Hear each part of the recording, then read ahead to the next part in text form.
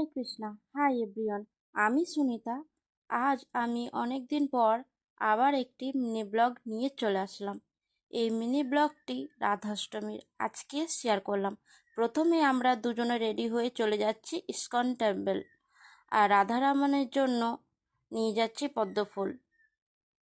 তারপরে প্রথমে শিল প্রভুপাদ দর্শন করে নিলাম, নিতাই গৌরাঙ্গ দর্শন করে নিলাম। আর কি সুন্দর লাগছিল আজকে সিঙ্গারটা।